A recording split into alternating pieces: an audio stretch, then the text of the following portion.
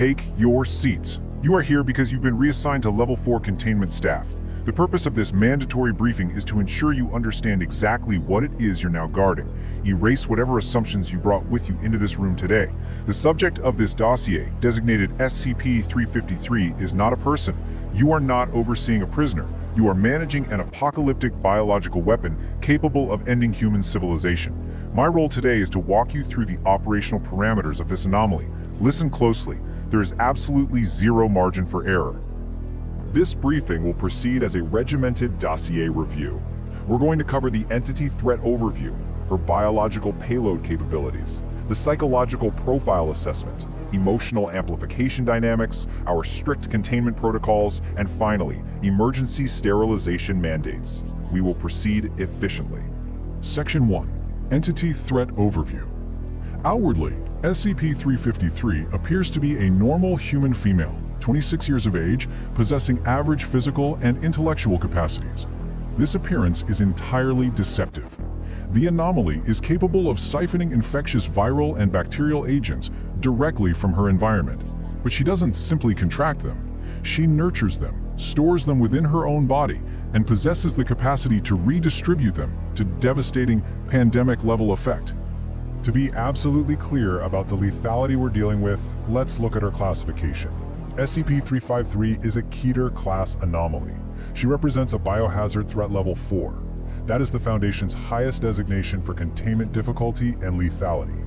It requires absolute, unflinching biological security measures at every hour of every day. If you harbor any illusions of safety while operating within her sector, discard them right now. The mechanics of her biology are strictly binary. When SCP-353 is in a state of passive storage, she is completely immune to the diseases within her. She's asymptomatic, suffering zero physical deterioration. She only manifests symptoms when she actively and willfully attempts to nurture, manipulate, or change the infectious agents inside her body. When she does this, she becomes highly infectious. Furthermore, these symptoms rarely last longer than a few hours. So understand this. If you see her exhibit symptoms, it is not an accident. It is a hostile, deliberate action. Section 2. Biological Payload Capabilities. We need to address the sheer scale of the biological arsenal currently circulating within this entity's bloodstream. Commit this figure to memory. Currently, medical examinations have shown that SCP-353 holds traces of over 1,000 different infectious agents within her body. Let that sink in. She is a walking, sentient pandemic incubator. She actively carries a fraction of cataloged extinction-level agents: the human immunodeficiency virus, Ebola, Marburg, the original devastating strain of the 1918 Spanish flu, bubonic plague, cholera, SARS. She also retains 67 different strains of the common cold. It's critical to note that while she does possess the ability to manipulate and even cure diseases in nearby subjects, she exhibits a distinct preference for utilizing her own body as the primary incubator. She actively wants to be the source. Even more unsettling is the breakdown of this arsenal. While 70% of the pathogens within her are known to the medical community, at least 30% are completely unknown. The current operating theory is that SCP-353 engineered these uncatalogued strains herself. You are guarding a bioreactor capable of generating entirely new avenues of human extinction. Consider the timeline of her initial acquisition. SCP-353 did not fall victim to these diseases, she hunted them. She was initially discovered in South Africa, actively seeking to expose herself to the Ebola virus. She was then pursued to Dresden, Germany, where she successfully contracted Marburg and deliberately redistributed it. By the time Foundation forces physically subdued her and brought her into custody, it was clear she was traveling the Western world specifically to expand her collection. When interrogated as to why she did this, her only response was, "Because I can." Section 3. Psychological Profile Assessment. We must strip away whatever mystique you might be assigning to her abilities. Her mindset is one of our most critical operational risk factors. The subject refuses to use her real name, answering only to the self-appointed moniker Vector. She fixates on the color black for cosmetic purposes, adheres to a primitive might makes right philosophy, and exhibits a pronounced obsessive desire to infect rather than cure. She takes obvious, perverse pleasure in manipulating diseases within herself, completely ignoring the painful symptoms it causes. I'll refer you to a direct quote from Dr. Sari Gervi regarding her containment strategy. We're not here to make her X-Men villain fantasies come true. Treat this as a mandatory operational directive. Her delusions of grandeur are not a character quirk you can humor. They are a hostile behavioral hazard. If she refuses to cooperate, she is to be subdued and punished. Compliance is not optional. Dr. Glass's psychological evaluation further underscores this grim reality. SCP-353 displays extreme malignant narcissism, psychopathic tendencies, and a total, chilling disregard for human life. She possesses absolutely no empathy. Combined with her biological payload, this psychological framework makes her a walking time bomb. Section 4. Emotional Amplification Dynamics. There is a direct, lethal connection between her emotional state and her biological capabilities. This constitutes a critical threat warning.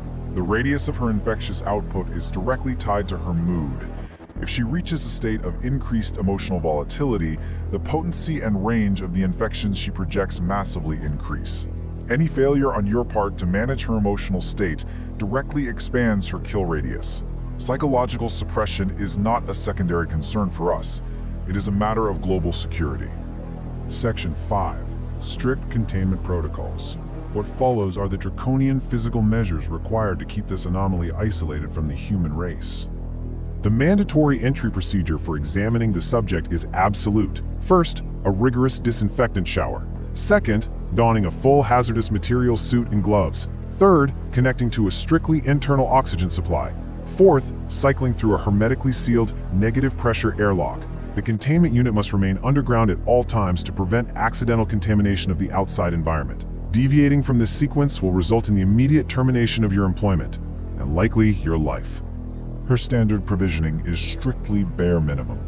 3 meals daily, disposable surgical scrubs, a twin-size bed, 1 pillow, and 1 blanket. All other requests for comfort items are to be flatly denied. Remember what we established earlier.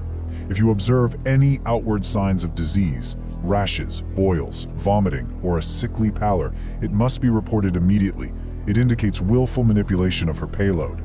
In the rare event that SCP-353 must be removed from her containment facility, emergency transport protocols are enacted. She is fitted with a heavy-duty biohazard containment suit for environmental isolation.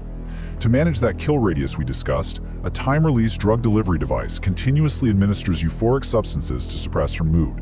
Finally, an explosive collar is attached to her neck, ensuring immediate termination in the event of non-compliance or a breach attempt. Section 6. Emergency Sterilization Mandates. This is the ultimate failsafe should all previous protocols fail. The mandate here is absolute. If SCP-353 breaches containment, all affected personnel are immediately placed in Biohazard Level 4 quarantine. If the breach involves an outbreak of 1 or more Class 9 infectious agents, or if her containment suit is compromised outside the cell, emergency sterilization procedures commence immediately. This requires the localized incineration of the entire affected area. Nothing is left to chance. Everything is reduced to ash to stop the spread. I will leave you with this final thought as we conclude. If the containment of a single entity demands the constant threat of localized incineration, are you truly guarding a prisoner or simply postponing an extinction event? Keep this in mind as you assume your posts. Dismissed.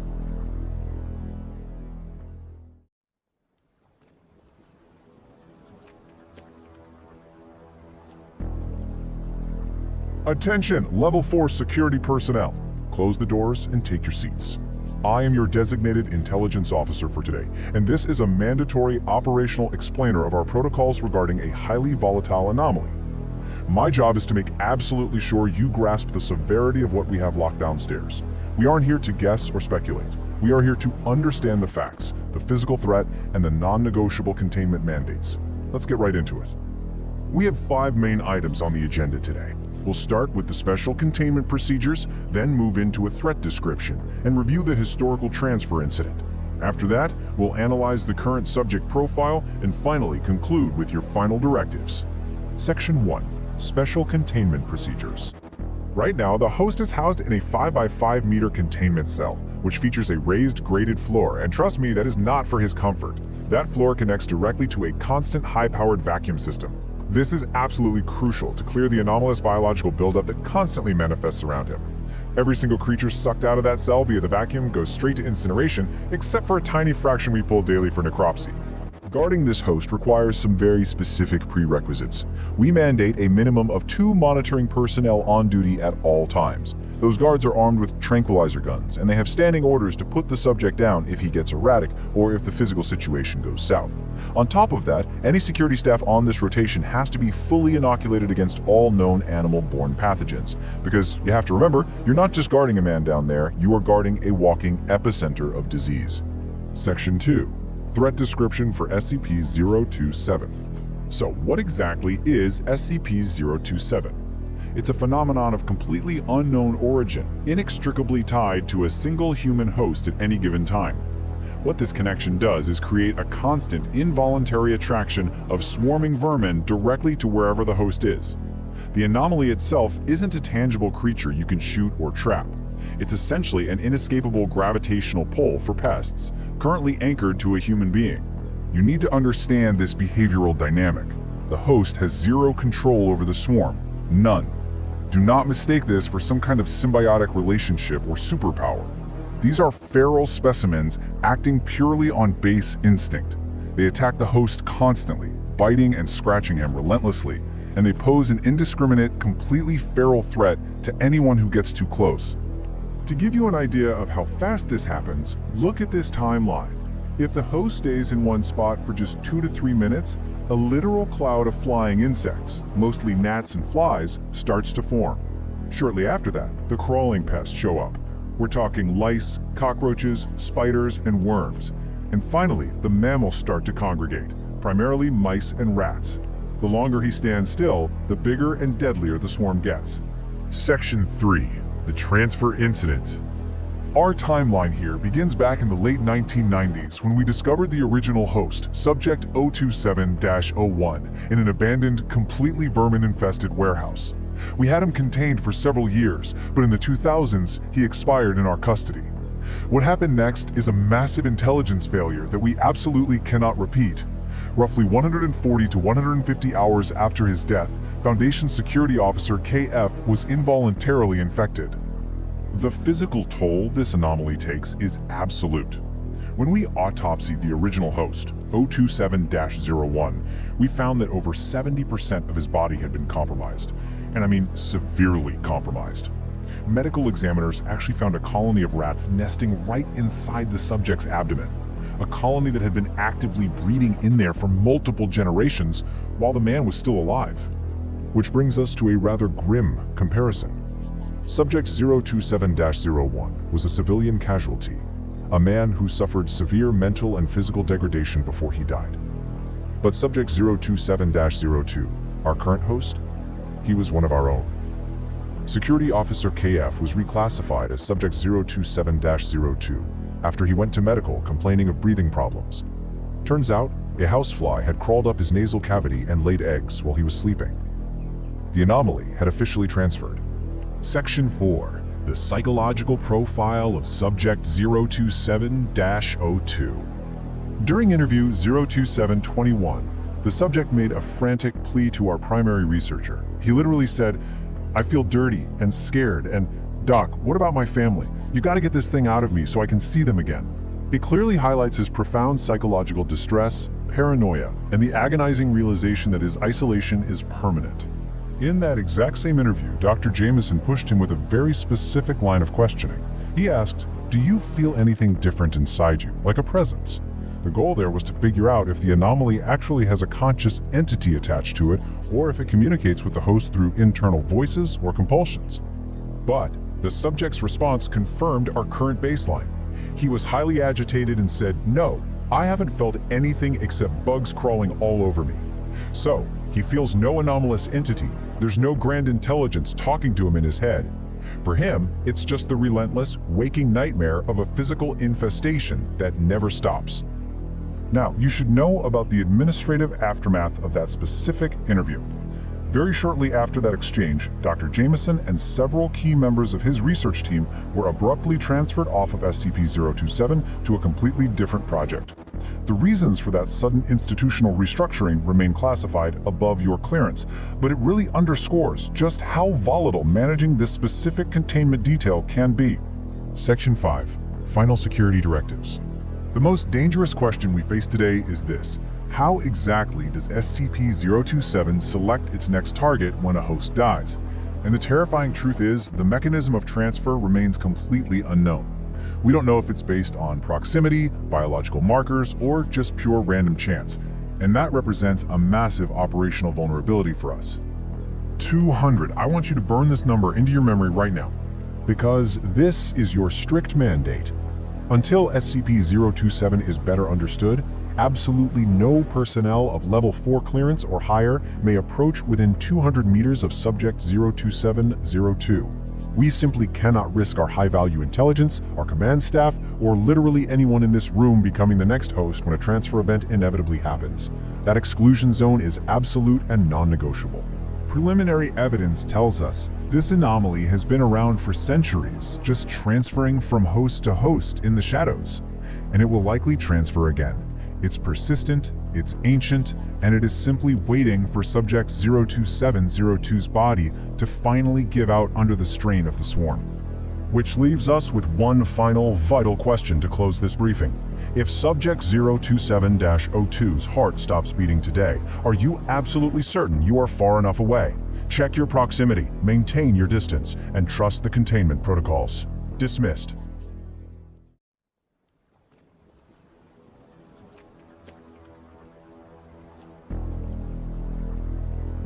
Directors, command staff, settle in please. Welcome to today's highly classified threat assessment briefing. I'm going to need your absolute, undivided focus for the next few minutes. We're looking at a comprehensive breakdown of SCP-150. For those unfamiliar, this is a Keter-class biological threat that fundamentally compromises both the anatomical and neurological integrity of human personnel. Today, we're going to visually dissect this parasite's life cycle all the way to its frankly horrifying climax. Make no mistake, understanding the biological mechanics we're about to cover is absolutely vital to maintaining our site's security. Alright, let's look at the agenda. We'll be covering 5 critical areas today. First, threat level and containment. Second, infection and physical assimilation. Third, reproduction and unseen spread. Fourth, complete neurological takeover. And finally, we'll review the deeply unsettling results of the cranial exchange experiment. Starting with Section 1, Threat Level and Containment Protocols. Okay, let's get right into it. SCP-150 is an obligate parasite. That means it absolutely needs a host to complete its life cycle. It can't survive on its own. Now, visually and biologically, it actually resembles the tongue-eating louse, Simithoa exigua, but trust me, its behavior is far more advanced and vastly more invasive.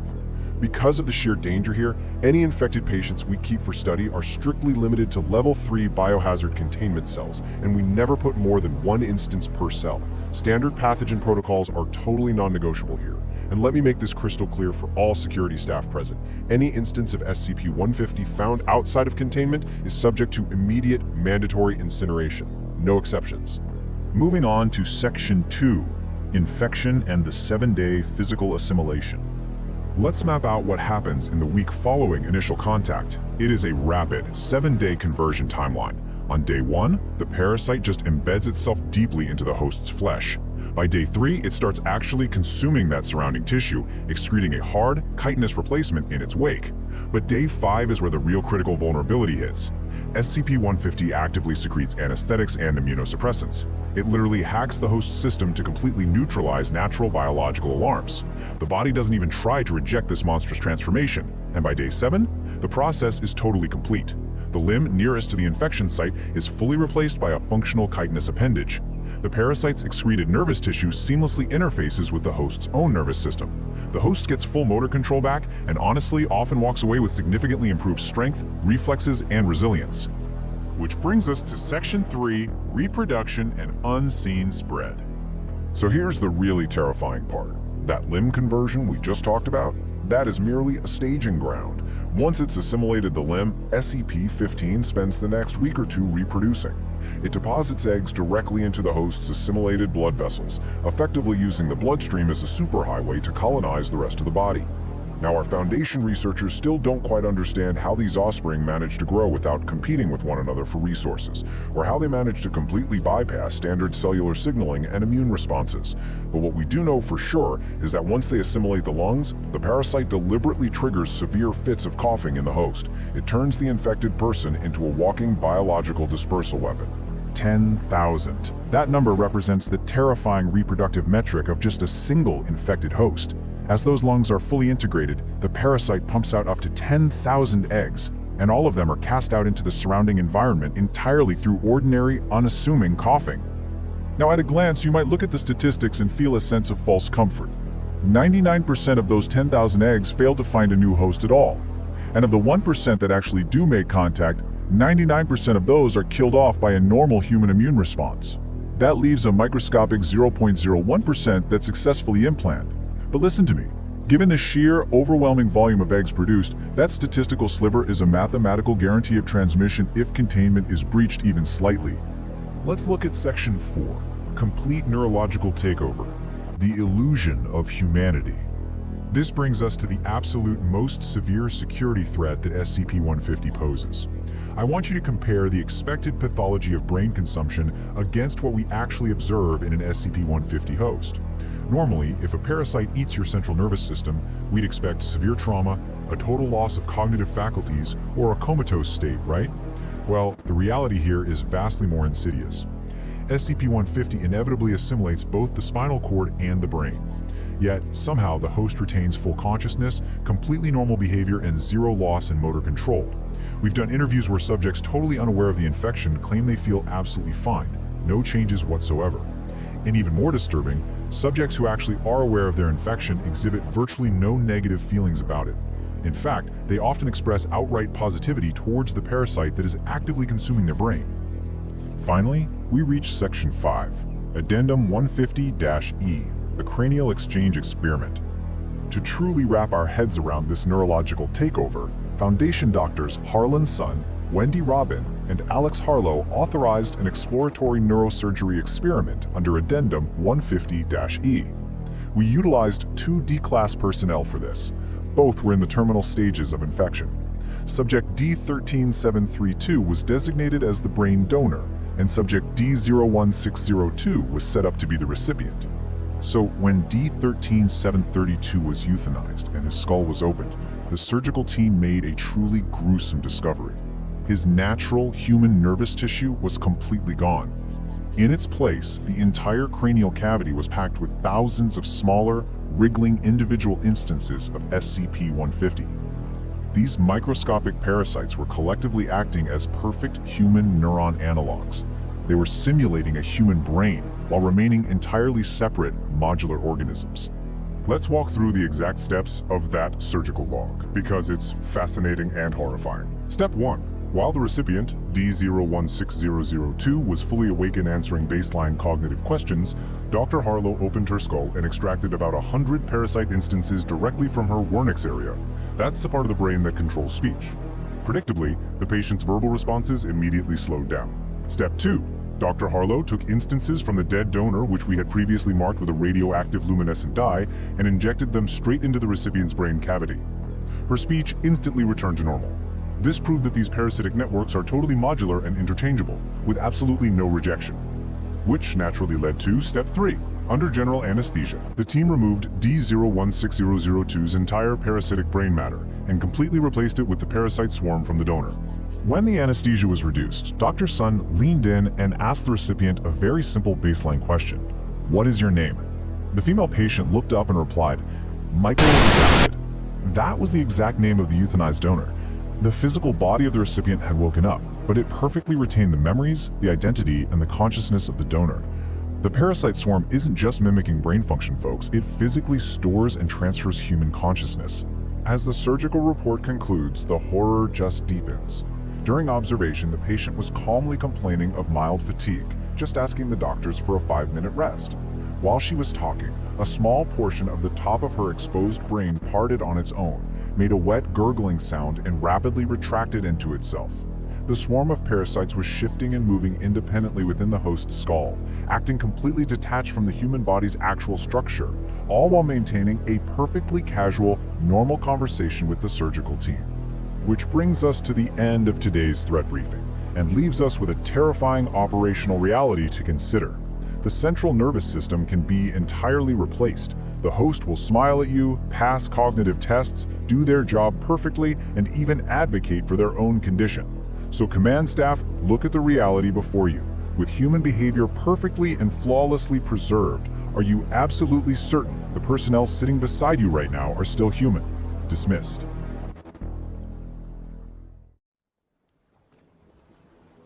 Initiating emergency broadcast to all site directors. Listen carefully. You're receiving this transmission because we are currently facing an active, highly classified crisis regarding anomaly SCP-3060. Standard operational priorities are hereby suspended. This threat assessment briefing requires your absolute undivided attention. Here is the bottom line up front, and it is severe. Pandemic-level infection of this anomaly is currently modeling with a 94.7% probability of triggering an AK-class end-of-world scenario. We're actively tracking a rapidly spreading parasomnic contagion that triggers extreme psychosis and physical degeneration. Our containment net has failed, and the window for mitigation is closing rapidly. Acknowledge the following operational briefing parameters. We will cover the sudden threat escalation, the precise REM-triggered contagion mechanics, the entity's predatory hunting behaviors, the commercial breach known as the Curvier incident, and finally, our extinction projections. Effective immediately, SCP-3060 has been officially escalated from Euclid to Keter classification due to global containment failure. Our primary threat vector isn't the physical device itself, it's what it spawns. SCP-3060-A. The physical anomaly superficially resembles a standard non-anomalous continuous positive airway pressure, or CPAP machine. Material analysis of these devices yields a 0% anomalous signature. The deception is flawless. The anomalous properties remain completely inert until the device is worn by a human subject who successfully enters their second REM sleep cycle. At that exact moment, an incorporeal entity manifests within 5 meters, and once this occurs, the host is permanently infected. From then on, SCP-3060-A will appear during every subsequent second REM cycle for the rest of their life, regardless of whether the CPAP machine is ever worn again. Reviewing document 3060-B, we see that these incorporeal entities possess no standard appearance.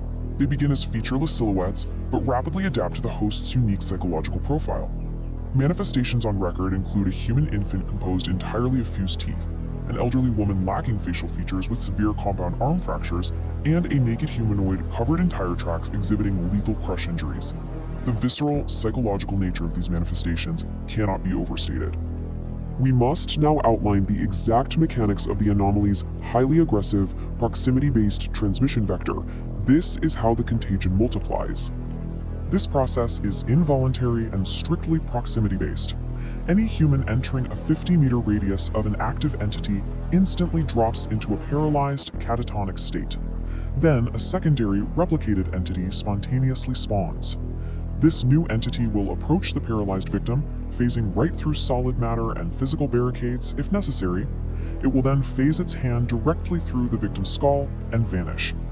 The victim immediately falls asleep and upon waking is permanently infected as a new host. The pathology results in a progressive, irreversible neurological and physical collapse.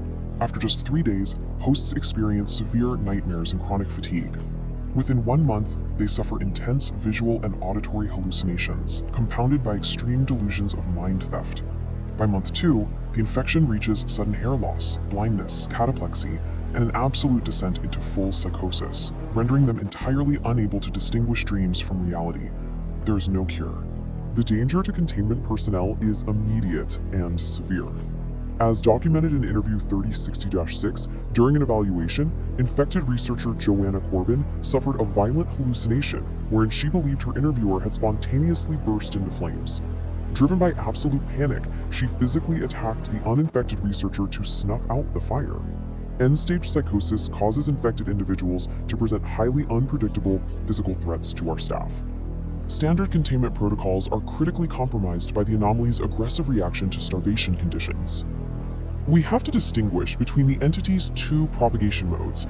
Unlike its passive infection mode, where the entity simply waits over the sleeping host and spreads via a 50-meter proximity radius, depriving the entity of targets triggers an active hunt mode. The entity will forcefully detach from its primary host site and actively seek out the nearest sleeping human to initiate inoculation.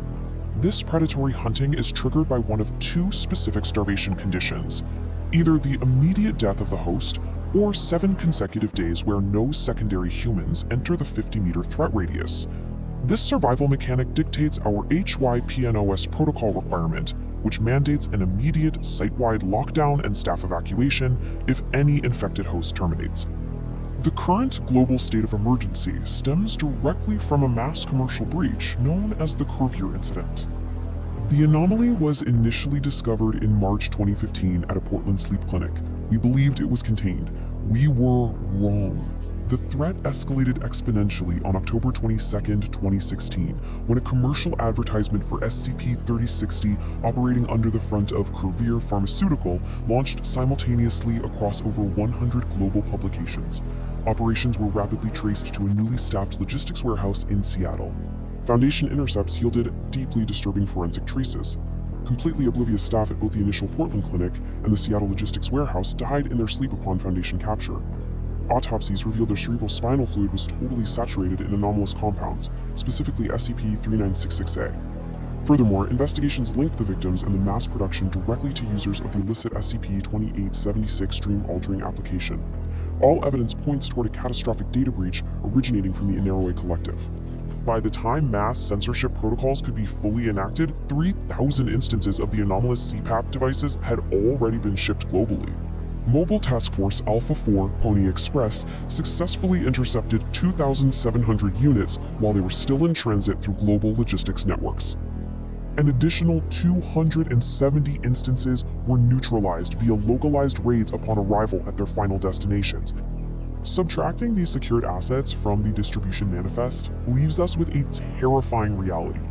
30 fully active, uncontained vectors are currently operating completely undetected within the general public. We must now model the exponential threat posed by these 30 uncontained sleeper agents currently stationed in major metropolitan centers. Total suppression deployments are active. MTF Alpha-4 continues to monitor global supply chains. MTF Omicron Rho is executing a deep dive investigation into the Wineri collective data breaches to locate the origin point of the manufacturer. Most critically, our global surveillance network is deploying algorithmic monitoring to triangulate uncontained infection clusters by tracking sudden, localized spikes in violent mass psychosis and catatonia. Which brings us to the critical algorithmic variable. Given the extended latency of the pathology, taking up to 2 months before full psychosis renders an outbreak visible, and the utterly invisible nature of the 50-meter phase threat radius, what is the estimated secondary transmission rate of those 30 missing units? The answer is unquantifiable.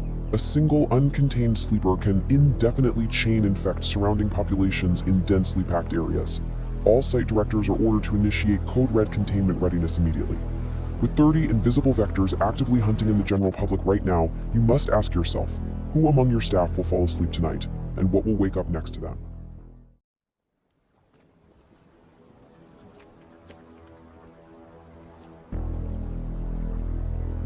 Secure terminal boot up complete. Identity verified. Welcome, Command Staff. You're accessing a Level 4 classified briefing. I'm your designated tactical analyst, and today I'll be guiding you through this highly sensitive threat assessment explainer. Our focus is a highly volatile anomaly known as SCP-027. This is not a drill, and the information we're covering is absolutely critical for our ongoing global containment operations. Let's get started.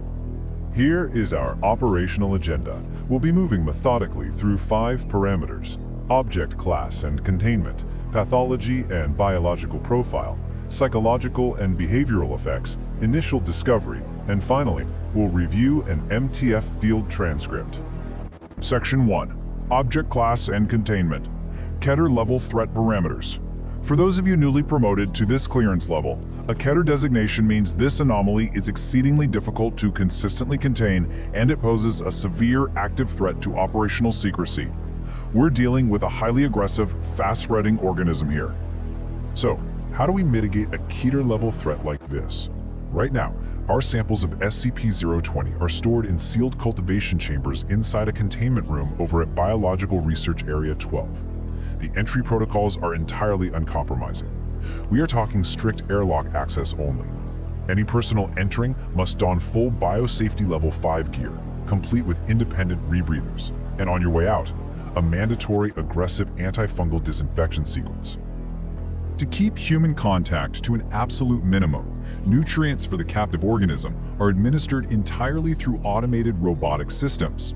That cultivation chamber has to stay sealed. We rely heavily on hermetically sealed video surveillance cameras inside the room, which undergo daily mandatory integrity checks. Look, a single microfracture in a lens housing is all it takes for a catastrophic personnel exposure. Moving to Section 2, Pathology and Biological Profile, the Unseen Contagion. We're shifting now from how we lock it up to exactly what it is we're locking up.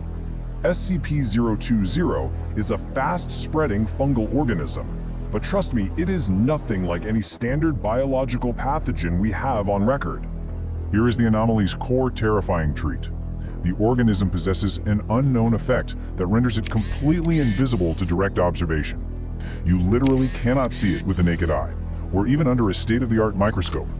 SCP-020 is visible only when viewed through photographic or video surveillance. Let that sink in. The very screen you're watching right now is the only technology keeping you aware of its presence. You could be standing in a room full of it, and you wouldn't know a thing until it was far too late. This brings us to Section 3, Psychological and Behavioral Effects, Spore-Induced Sociological Subversion. Because once SCP-020 takes hold, usually inside a human residence, it forms a colony and begins to produce spores. And these spores don't just attack the physical body, they systematically hijack the neurological and behavioral centers of the human host. The infection follows a pretty terrifying progression. First, infected subjects will artificially crank up the heat and humidity inside their homes, basically creating a giant incubator. Next, they experience this sudden, intense sociability, actively inviting acquaintances into their homes just to spread the organism. Third, that invisible mold starts growing directly on the living subjects. Finally, when the spores reach a critical concentration, the host's health crashes rapidly, inevitably ending in death. And here is the absolute tactical nightmare of this pathogen. The threat doesn't end when the host dies. The deceased bodies actually become secondary transmission vectors. When emergency responders, healthcare workers, or local morgue transports come to handle the bodies, they're walking right into an invisible spore cloud. The organism essentially weaponizes our own emergency response infrastructure against us. Let's look at Section 4, Initial Discovery and Neutralization. Incident Report redacted. We need to understand the historical context of how the Foundation first identified this threat and the extreme measures required to handle it. Our very first encounter happened when an undercover agent embedded in a local civilian population flagged some dramatic, totally uncharacteristic personality changes in the staff working at the local hospital. That triggered an immediate investigation by a containment team, and what they discovered was a literal worst-case scenario.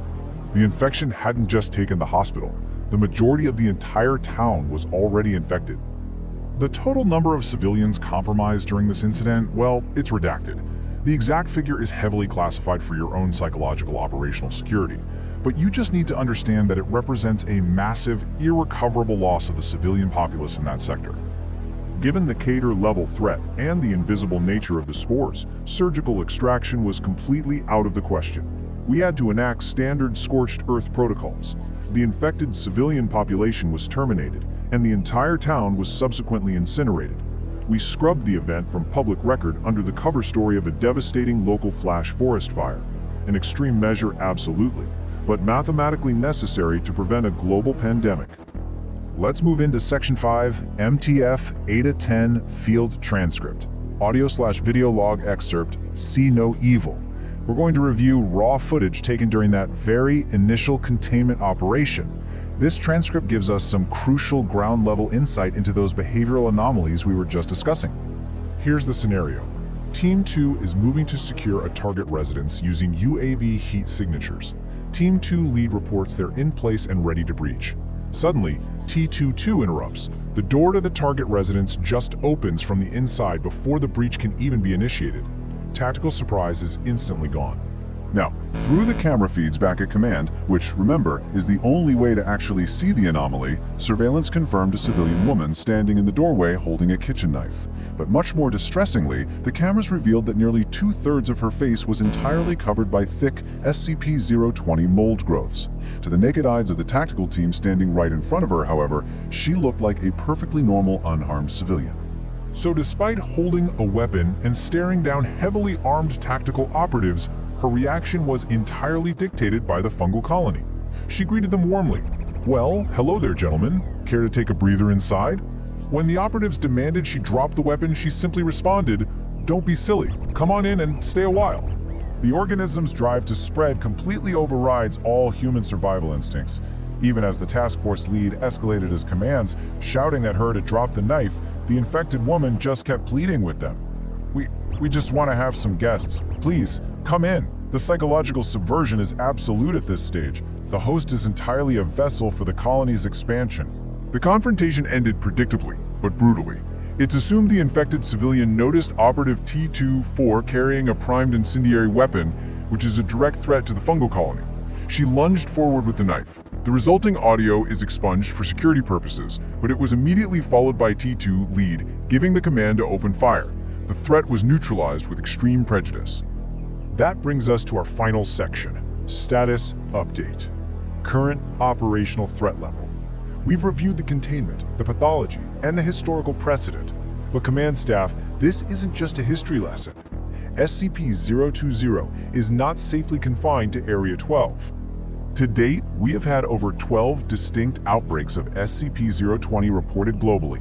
Foundation intelligence and field teams are out there right now conducting massive, coordinated investigations to track the source of these ongoing outbreaks and desperately trying to develop viable preventative measures. We are actively fighting a war against an enemy we literally cannot look at. Which leaves us with the most critical question of this briefing. With over 12 active outbreaks on record, where is the next invisible colony growing right now? It could be a neighboring town. It could be a local hospital. Hell, it could be in the walls of the very facility you sleep in. Trust your instruments, verify your camera feeds, and maintain absolute vigilance. This concludes the Threat Assessment Explainer on SCP-020. Secure your terminals.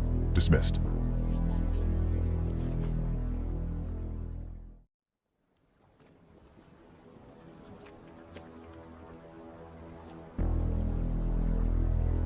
All right, listen up everyone. You're in this room because you've either got level 4 clearance or you're operating directly under O5 command. Our objective today is absolutely critical. We're running through a zero-tolerance threat assessment of SCP-016. Now, I shouldn't have to say this, but this is not a drill. The stakes here, they literally could not be higher. So let's get right into it. Just so we're all on exactly the same page, here's what we're covering in this dossier. First, a Keter-class threat overview. Then, we'll hit the mandatory containment protocols, followed by the pathogen's origin and baseline symptoms. After that, we're looking at stress-induced anomalous mutations. And finally, we'll review the transformative experimentation logs. Right, moving straight into Section 1, Keter-class threat overview. Look, I need to make one thing perfectly clear right out of the gate. SCP-016 is wildly aggressive and it is highly adaptable. If this thing breaches containment, the consequences are absolute. It's a nightmare scenario. I want you to look at that number, 48. Keep it in your head. We have absolutely zero margin for error here, folks. If an outbreak happens, site security has exactly 48 hours to lock it down. If this infection isn't 100% neutralized within that incredibly tight window, the on-site nuclear device gets detonated, period. There are no extensions, there are no exceptions. You get 48 hours to fix it, or we wipe the site off the map. Which brings us to Section 2, Mandatory Containment Protocols. Because of those extreme stakes I just mentioned, our physical and operational procedures here are completely uncompromising. These specs right here, this is our baseline defense. SCP-016 has to be kept in a room no larger than 5 by 5 by 5 meters. The temperature inside has to be sustained at or below 0 degrees Celsius at all times. The pathogen itself stays in a petri dish, locked inside a containment cube under rigid biocontainment level 5 or BCL5 conditions. You do not even look at this thing without direct sign-off from level 4 or O5. You know, if it gets on a surface, it can survive for up to 6 hours. In the air, you've got several minutes of active threat. Because of that, high-intensity UV light and orthophtaldehyde are strictly mandated for disinfection. Listen to me very carefully. You fail to follow a single protocol on this list, you're looking at immediate termination, or best case, a one-way ticket to Class D. Now, if all that physical containment somehow fails, we instantly execute the outbreak response sequence. Step 1, Code Sigma Lockdown. The containment plan goes into effect immediately. Step 2, On-site security. Suited up in full MOP gear, that's mission-oriented protective posture for anti-bio and anti-chem, they sweep the facility and terminate all infected personnel on site. And step 3, like we just talked about, if you hit hour 48 and it's still uncontained, we detonate the on-site nuke. Let me be unequivocally clear on this point. Nobody gets evacuated. Nobody. All right, Section 3, Pathogen Origin and Baseline Symptoms. Before we dig into its anomalous, Keter-class traits, we really need to understand how this thing acts biologically on a normal day. So SCP-016 is a bloodborne pathogen. We actually first recovered it from a mine worker down in a deep coal seam. What happened was, Patient 0 took an injury. It got contaminated with coal dust, and that inadvertently exposed his bloodstream to dormant spores. SCP-016 tore through the rest of the mining camp employees in no time, and well, it didn't stop there. It ended up infecting the CDC crisis team that was sent in to handle the epidemic. The Foundation had to step in, terminate everyone affected, bag Patient 0, and permanently collapse the mine shaft with explosives. Just completely seal it off. Now look at the timeline here. This pathogen is incredibly deceptive. The incubation period can be anywhere from a mere 24 hours to 2 full years. It just depends on how many other potential human hosts are hanging around.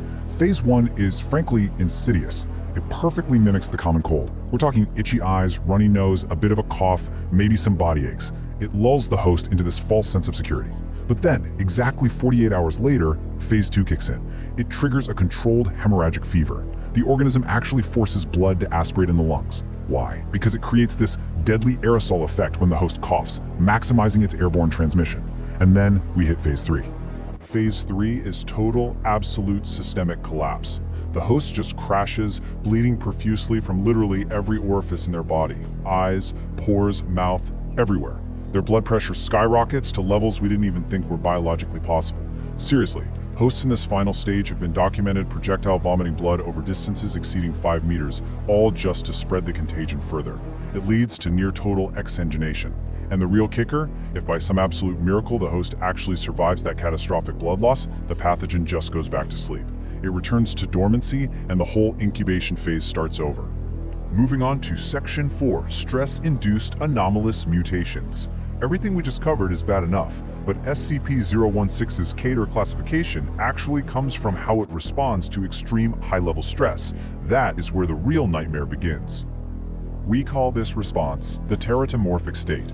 If the host is shoved into a high-stress, genuinely life-threatening crisis, the virus makes a calculated, anomalous decision.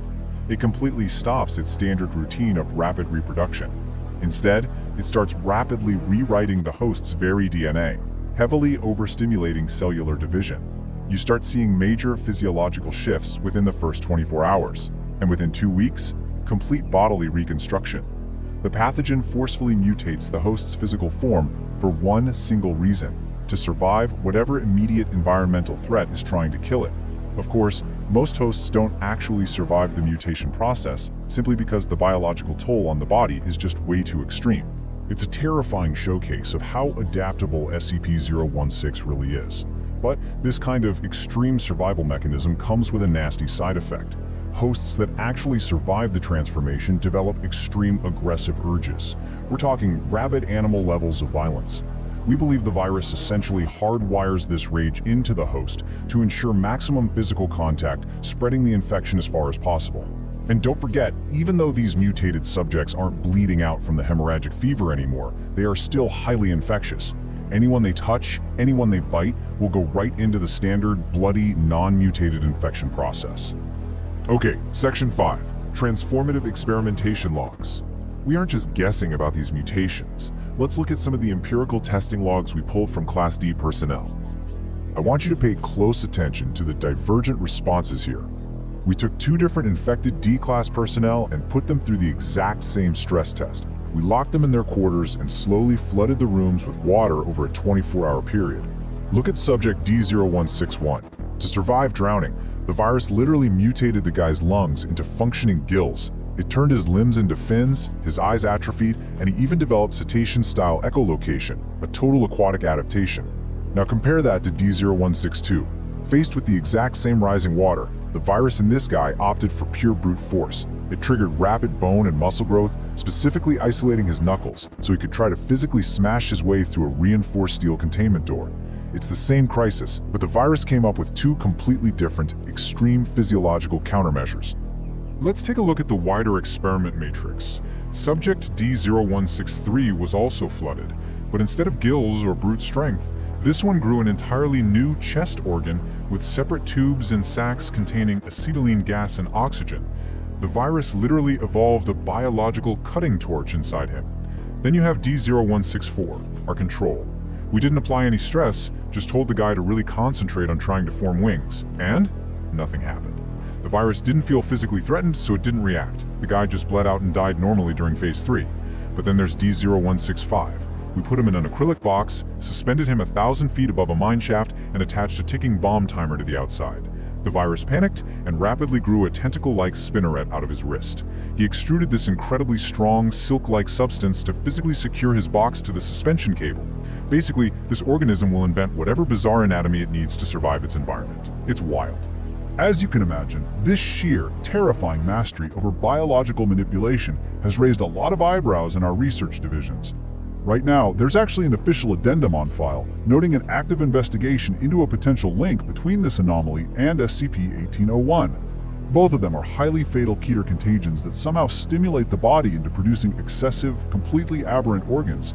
If we can uncover the foundation of that link, it might just give us the broader context we need to figure out how to combat and neutralize Keter-class biology in the future. But look, until some genius in a lab coat finds that neutralization method, uncompromising containment is the only option we have. Which brings us full circle, right back to the ultimate operational directive I need you to internalize before you walk out of this room. Remaining personnel are not to be evacuated under any circumstances. If SCP-016 breaches, your life is forfeit. That's the deal. You die so the rest of the world gets to live. Do you grasp the terrifying lengths this pathogen will go to just to survive? And more importantly, do you have the unwavering resolve to ensure it never, ever gets the chance? That concludes today's threat assessment on SCP-016. You're dismissed.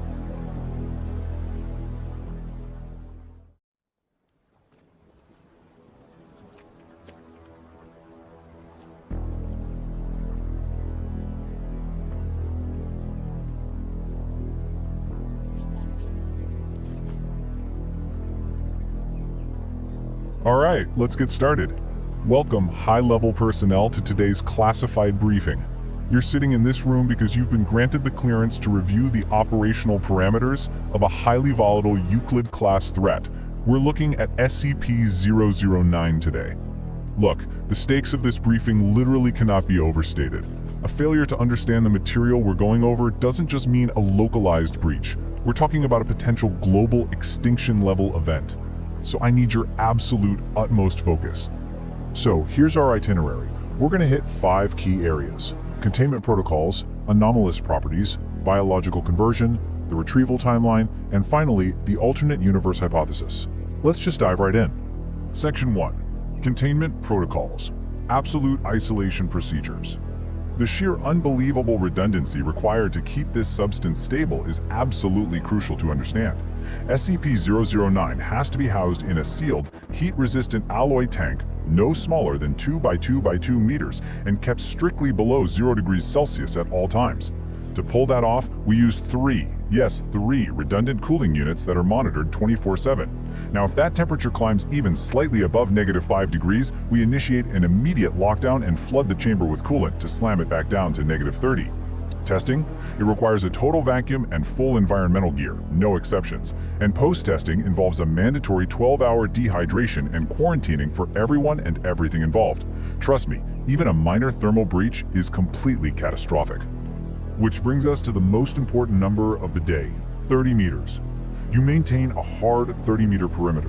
Absolutely no water-based solutions are allowed within 30 meters of that containment area. Why? Because a single drop of mundane moisture wandering into that zone could kick off a runaway chain reaction that our systems literally cannot suppress. Moving to Section 2, Anomalous Properties, Subversion of Enthalpy. So this anomaly violently contrasts with mundane physics. On the surface, it kind of looks like distilled water, but with this distinct bright red hue, which is actually our best and fastest way to spot contamination. But here's the kicker. Its states of matter are completely inverted. Normal H2O, as you know, freezes below 0 degrees and boils at 100. SCP-009, it's a solid above 0 degrees Celsius. It liquefies between -100 and 0, and it only vaporizes below -100 degrees. It's a total, literal subversion of standard enthalpy. It just doesn't play by the rules. And this brilliantly illustrates our true threat vector. The main hazard of SCP-009 isn't just that its temperature is inverted. No, it's its ability to assimilate normal aqueous solutions. Whether we're talking about ice, steam, a cup of tea, fruit juice, seawater, or human blood, SCP-009 transfers its anomalous properties to literally any moisture it touches. It acts exactly like a highly contagious viral contaminant, just converting regular matter into more of itself. Let's turn to Section 3, Biological Conversion. D-Class Personnel Testing Stages. The clinical progression of biological conversion is, frankly, horrific to witness. Step 1. Initial exposure. The substance assimilates surface moisture on the skin. Usually, the subject just feels a slight warming sensation, nothing major. Then, Step 2. Surface conversion. The natural heat of the human body raises the anomaly's temperature above 0 degrees. Frost starts forming, and then red crystals violently erupt right out of the epidermis. Finally, Step 3. Deep tissue conversion. That exponential temperature increase causes a runaway internal crystallization process. And here's the truly grim part. Because those internal ice crystals essentially plug the wounds, actual blood loss is practically zero, meaning the victim remains fully, painfully conscious for hours as they literally freeze solid from the inside out. Alright, Section 4. Retrieval Timeline. Origin and Incident Logs. On November 5th, SCP-009 was retrieved in Alaska after a native tribe stumbled upon the mangled, red ice-encased remains of shipwrecked seal hunters. But the true horror of this situation really hit on December 6th. That's when Foundation surveys confirmed the initial site was a stretch of barren rock merely meters away from the seashore. Think about that for a second. If that original spill had reached Alaskan waters, oceanic contamination would have undeniably triggered a global extinction-level event. So unsurprisingly, by January 9th, O5 Command was actively evaluating requests for a Keter upgrade and exploring potential cold fusion applications. Which leads us directly to this memo from O5 Command, and I quote, "We've decided to keep this thing Euclid for now. As for the cold fusion research, we're putting a pin in that. We don't have it in the budget for another snafu." Look, O5 Command's pragmatic decree really highlights the bureaucratic reality of Foundation leadership. They firmly rejected the Keter reclassification, basically banking on our ability to maintain strict containment protocols, and they completely shut down those risky cold fusion experiments after, well, previous heavily redacted catastrophic failures. Moving on to Section 5, Alternate Universe Hypothesis, Cross-Testing Report 9507-F23. Now the implications shift from a nasty chemical hazard to a full-blown extra-dimensional threat when you review our cross-tests with SCP-507.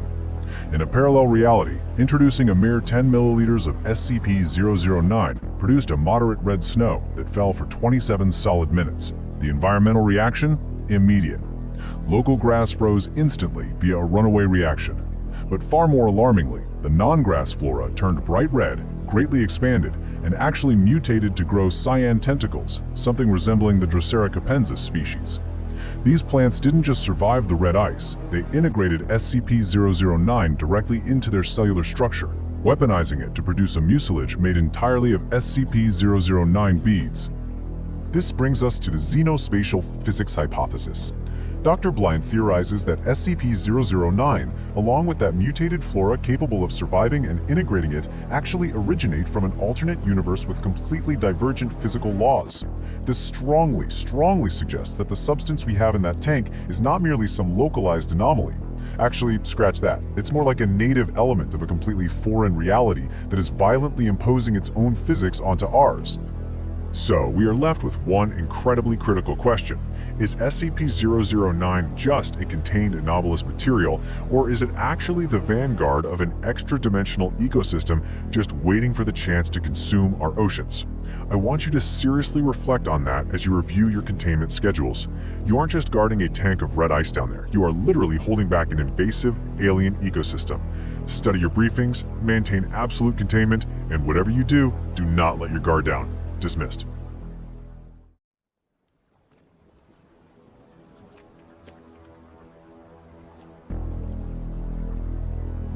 Alright, let's get started. Attention, all personnel. Welcome to today's mandatory security briefing. I am your briefing officer, and what we're covering today is a highly classified threat assessment explainer. The anomaly we are discussing is an existential threat, not just to Foundation security, but to human biology as we know it. We're going to analyze the operational parameters of SCP-217. I need your absolute, undivided focus here. What you learned today could very well be the difference between a successful containment shift and a catastrophic facility-wide biological breach. For this briefing, we're going to systematically cover 6 key operational parameters: threat designation, primary containment, pathology and vectors, viral progression, cognitive decay, and finally cross-contamination. Memorize this structure. Understanding how these 6 elements interact is literally a matter of containment survival. Alright, Section 1. Threat designation, anomaly classification. SCP-217 is a Cater class virus. And let me be clear right out of the gate, it is entirely incurable by all current medical means. Nothing works. But what's absolutely critical for you to grasp here is its mechanism of action. This virus literally alters the biochemistry of organic tissue. It forces living matter to basically rearrange itself into organic metal. Imagine your body's biological functions being forcibly taken over by a complex, grinding arrangement of gears and clockwork. We are talking about a complete biological to mechanical transfiguration. There's no pill, no surgical intervention that can reverse this process once it begins. What you're watching is a hostile, autonomous takeover of the human chassis. Now, I really need this number to sink in. 100. The infectivity rate of SCP-217 is 100%. If you're exposed, you are infected, period. There are no natural immunities, there are no lucky statistical outliers, and there is absolutely zero margin for operational error when you're handling this thing. Moving on to Section 2, primary containment, zero tolerance protocols. Accessing the containment area means strict, and I mean strict, adherence to daily operational requirements. To get in, you have to pass through 2 reverse pressure airlocks. You're going to undergo complete chemical shower sterilization both before and after your shift. You will wear full, contained atmosphere hazmat suits at all times. And finally, a mandatory 24-hour post-interaction quarantine and testing period is required for anyone stepping foot inside. On top of that, any item, no matter how small, touched by an affected subject has to be sterilized immediately. Look, these layers aren't suggestions, they're your only shield. But what happens if those shields fail? Well, an uncompromising sequential procedure executes the exact second a containment breach is detected. Step 1. The heavy blast doors for the entire containment and research area will slam shut and seal automatically. Step 2. Chemical agent 02711 is pumped directly into the air systems. If you happen to be caught on the wrong side of that blast door during a breach, you remain there. The protocol is absolute. We do not make exceptions. Right, let's look at Section 3, pathology and vectors, infection mechanisms. Probably the most crucial factor here is the terrifyingly broad target range of this virus. SCP-217 doesn't just target us, it affects all organisms within the kingdom Animalia.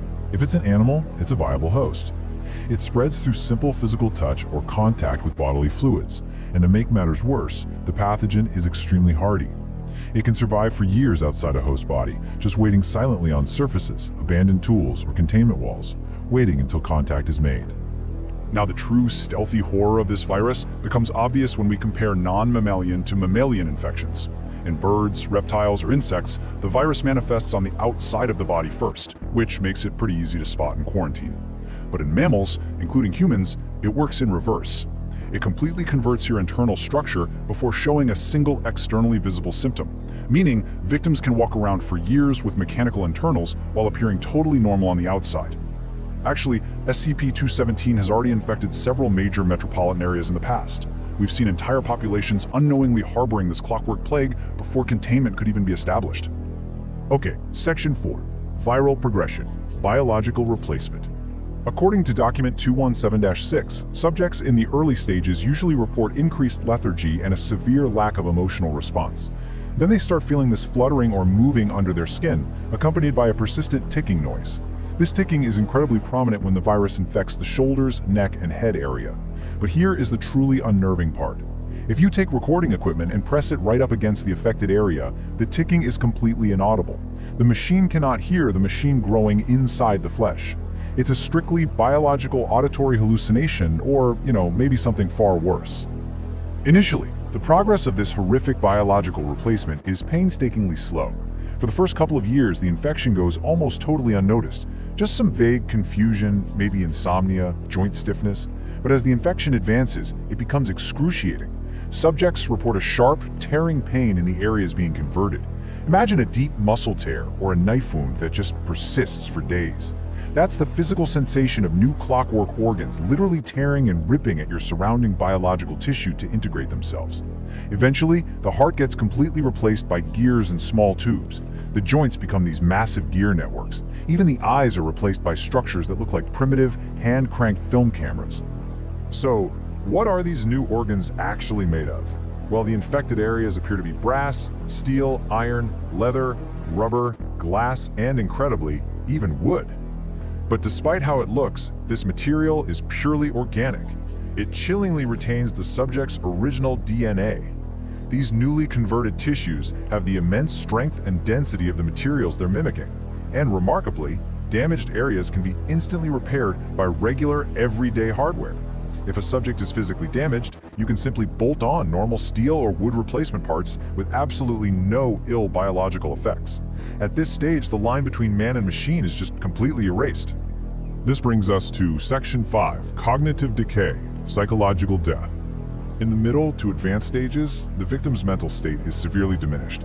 They lose their human emotion, their intellect. They basically become a frustrated automaton. They respond repetitively, their actions get incredibly dull and mechanical, and they become easily distracted, confused, and highly irritable when they're faced with any new problems. The spark of humanity is just steadily ground away by the gears. They cease to dream, they cease to feel, they simply exist to operate. As for what happens at the very end of the process, well, research on a fully converted, entirely mechanical human brain has been completely expunged from the record. Whatever researchers discovered inside that final clockwork consciousness is classified way above your current clearance level, so don't ask about it. Let's move to our final section, Section 6, Cross-Contamination, Catastrophic Scenarios. Because the mammalian infection is so heavily concealed, people can go on for months, even years, completely undetected, and the virus absolutely thrives in dense, unsuspecting human populations. Infection spreads with terrifying speed in large offices, malls, major metropolitan areas. If a single carrier walks into a high-density zone, hundreds could be affected through casual touch before proper containment could even be conceptualized, let alone actually enforced. We are quite literally always one handshake away from an epidemic. Finally, I'm going to give you a strict, non-negotiable operational directive. Anything or anyone, even suspected of being infected with SCP-217, is absolutely not allowed anywhere near SCP-882. The apocalyptic risks of interaction with other mechanical anomalies just cannot be overstated. Furthermore, any cross-experimentation with SCP-229 requires direct, explicit approval from the O5 Council. There are 0 exceptions to these cross-contamination rules. A single violation will result in immediate termination. Look around you for a second. Look at the people stationed to your left, to your right. Remember the timeline we just talked about. Remember the stealth of the mammalian infection vector. If a microscopic breach occurred in this facility right now, would you even hear the ticking inside the colleague standing next to you before it was too late? Maintain absolute vigilance. Dismissed.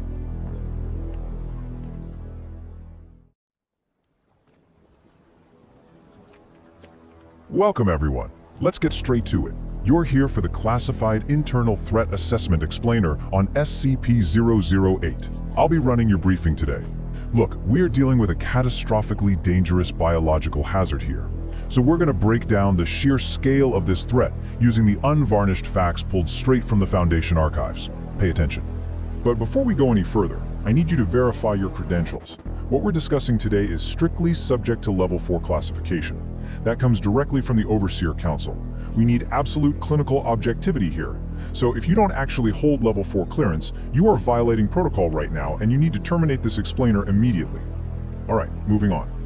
Here's our itinerary for today. We've got 6 critical areas to hit: clearance verification, extreme containment procedures, the prion threat profile, infection symptom timeline, physiological and behavioral mutations, and finally, neutralization and contingencies.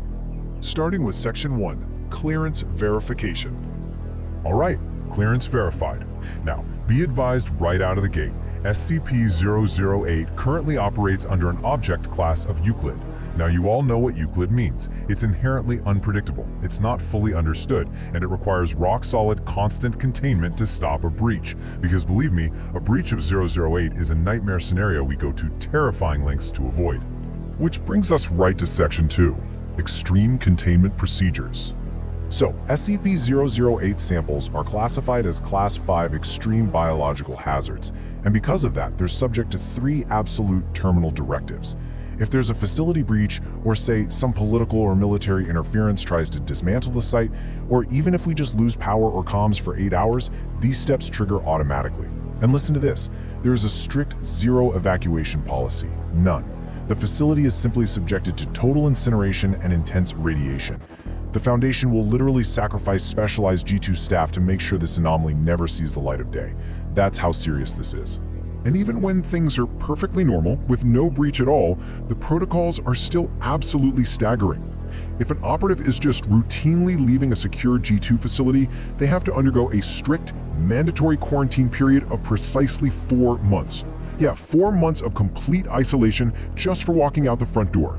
It really kind of paints a picture of the paranoia surrounding this agent, doesn't it? Let's dive into the biology.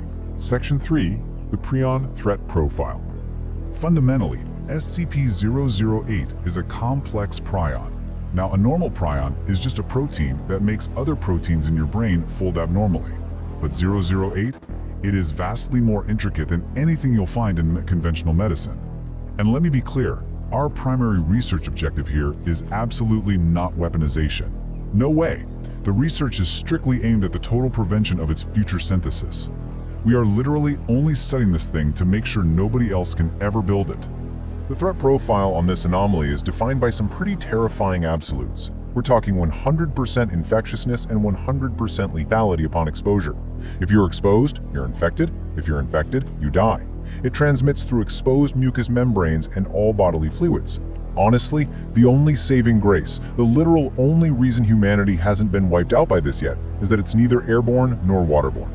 So what happens when someone gets it? Section 4, Infection Symptom Timeline. The speed of 008 is just brutal.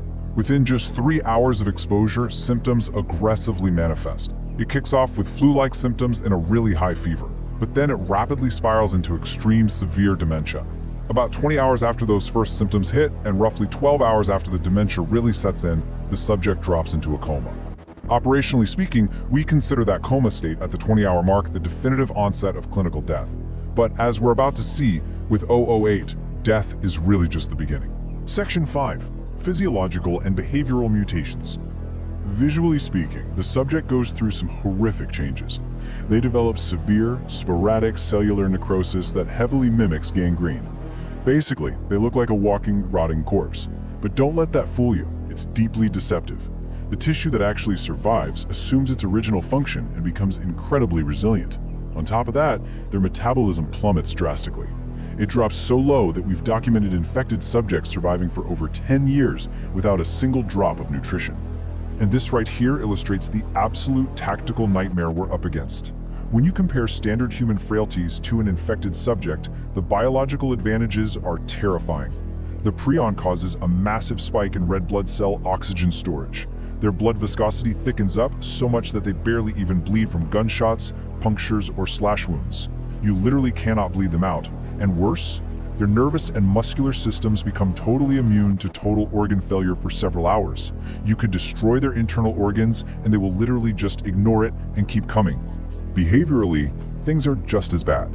Their conditioned behaviors and cognitive abilities are profoundly destroyed or severely retarded, but they retain this chilling, aggressive baseline. They adapt to their damaged nervous system just enough to keep basic physical functions running. They can stand, balance on two legs, walk, bite, grab, and crawl. And the most dangerous part? They will energetically track sights, sounds, and smells associated with living humans, specifically trying to ingest them upon physical contact. Moving to our final area, Section 6, Neutralization and Contingencies. Because of that extreme resilience, the thick blood, and the fact that they just don't need their internal organs, your standard takedown methods are completely useless here. So the formal neutralization directive is singular and explicit. The only viable method to put down a fully infected subject is to inflict severe, significant cranial trauma. You have to destroy the brain to stop the motor functions. Anything less, and you're just wasting ammunition. Now you might be wondering, is there any hope at all if a critical operative gets exposed? While Contingency Addendum 0081 confirms that another anomaly, SCP-500, has proven capable of completely curing the 008 infection, even in its most advanced stages. But listen to me carefully. SCP-500 is a vastly limited resource. Yes, it's a perfect cure, but it is strictly a contingency. It is definitely not an excuse for lax containment. So we have to ask the big question. Where exactly did this thing come from? Well, the official file notes strong evidence suggesting SCP-008 did not form naturally on Earth. And the logic there is actually pretty straightforward. Given the sheer biological complexity of this prion, if variants like this had naturally evolved here, they would have inevitably displaced Earth's entire ecosystem a long time ago. The evidence overwhelmingly points to a highly classified, non-terrestrial origin. Naturally, the history of our containment efforts is packed with geopolitical complications. Back in 1959, when we first discovered this horrific threat, we actually had to force a brief collaborative effort with the USSR. The goal was to locate G2 sites and wipe out any existing stockpiles of 008. But as you can probably guess, that unprecedented alliance didn't last long, and ever since that collaboration ended, the status of SCP-008 in Russian custody has remained completely unverified. Which brings us to the end of today's explainer and leaves us staring down a terrifying, unanswered threat assessment for global security. Because if the Foundation hasn't been able to verify the containment of those Russian assets since 1959, we are dealing with an active apocalyptic blind spot. We know it's 100% lethal, we know about the horrifying physiological mutations, and we know the extreme measures it takes to stop it. So as you head back to your secure post today, I want you to ask yourselves one chilling question. Where exactly is that Russian stockpile today? Stay vigilant out there, everyone. Trust the containment protocols. Dismissed.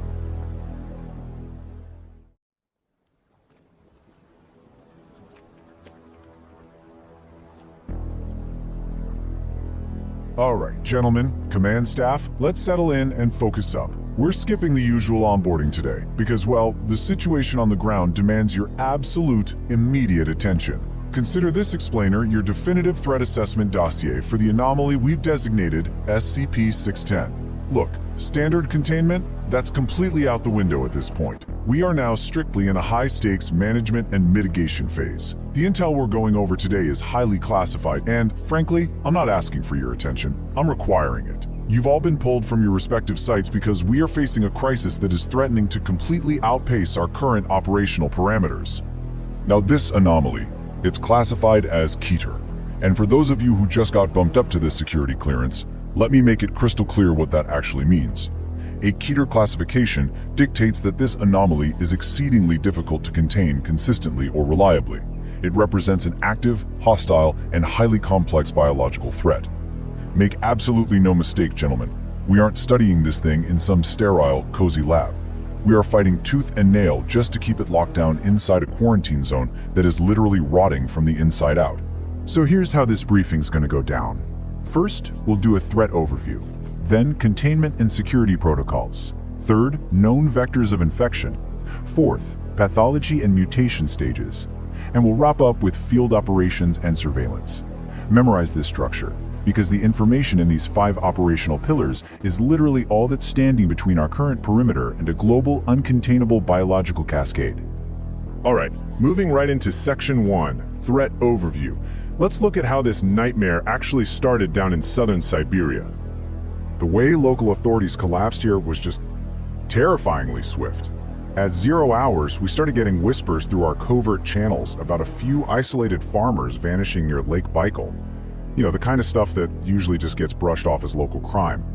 But by hour 72, total deafening radio silence. The local cops, the regional reinforcements, even a government agent they sent in, all of them just vanished into the exclusion zone without a single trace. Right after that, the Russians sent in a small military contingent. They ran right into the anomaly and, well, they rapidly withdrew in complete shattered disarray. That is exactly when the Foundation was contacted and assumed direct, absolute control. The main takeaway you need to grasp here is how quickly conventional authority dissolved. In 3 days, an entire regional infrastructure was swallowed whole. On to Section 2, Containment and Security Protocols. We're talking strict isolation and our scorched earth directives. Right now, we're holding a massive, heavily fortified perimeter, playing it off to the public as a Russian military operation. Now listen to me, these are your absolute rules of engagement. Burn them into your brain, because deviating from them will get you court-martialed, assuming you even survive. First, you engage any SCP-610 entity at range using small arms until it stops moving completely. Once it's immobile, you dispatch it using incendiary weapons from the maximum possible distance. Let me be perfectly clear, there is zero tolerance for physical contact, none. If one of your operatives touches an infected organism, they are legally dead to us. They are entirely expendable. Foundation law requires immediate termination and incineration of that subject, period.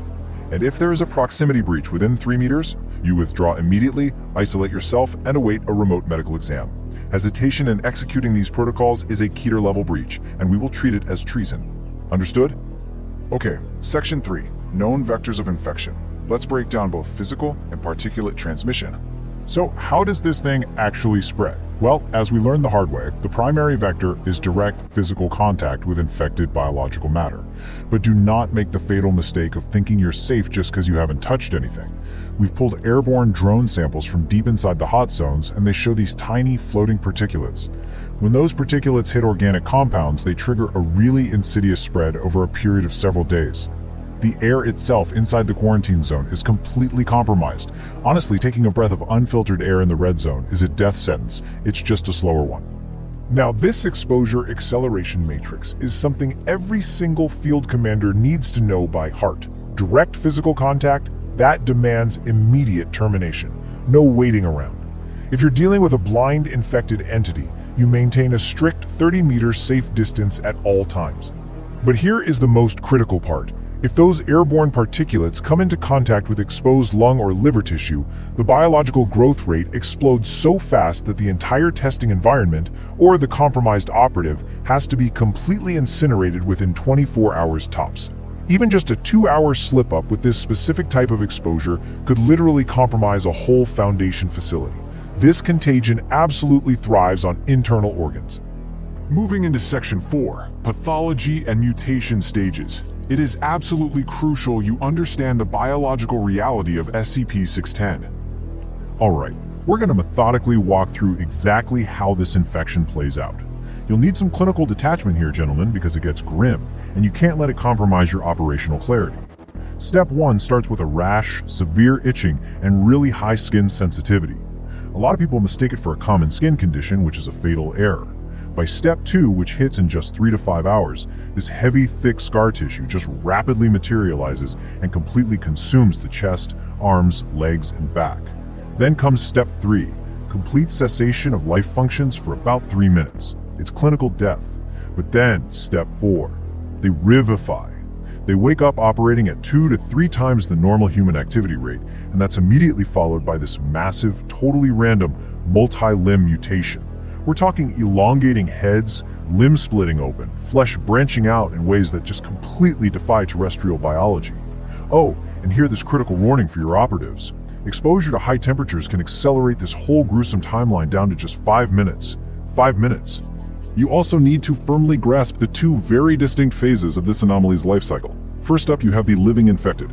These things are openly and relentlessly aggressive. If they have sight and they spot uninfected personnel, they will actively hunt you down, driven by pure predatory impulse. They are your immediate physical threat on the ground. But then, you have the environmental infected. Eventually, under conditions we still don't fully understand, they just stop moving. They physically root themselves right into the environment, basically terraforming and consuming the inanimate objects around them. They're creating a fleshy, hospitable zone to fuel even more growth. They aren't just surviving out there, they are literally building a horrific new ecosystem meant to overwrite our own.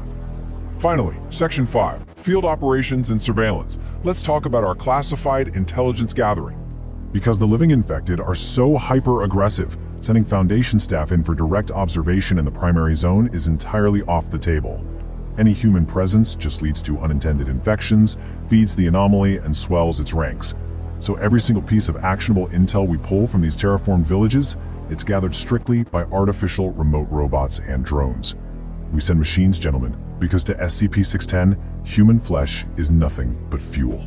And that limitation has led to a pretty grim track record of operational escalation.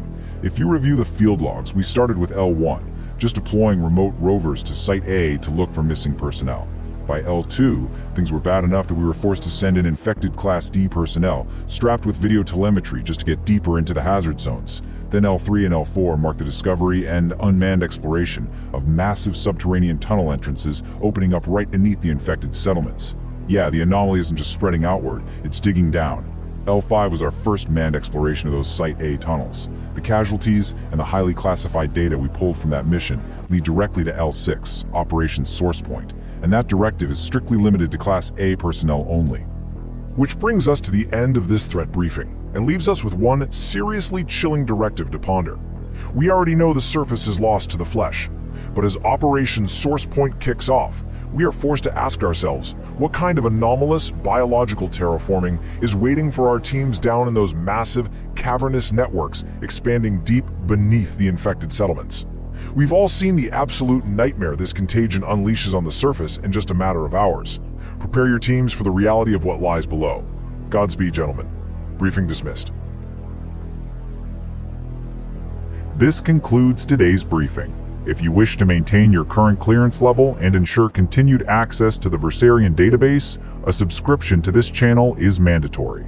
Secure your connection by leaving a like on this file, and log your requests in the comments section below to dictate which anomaly we unseal next. Stay vigilant and expect your next set of logs every day. Secure, contain, protect.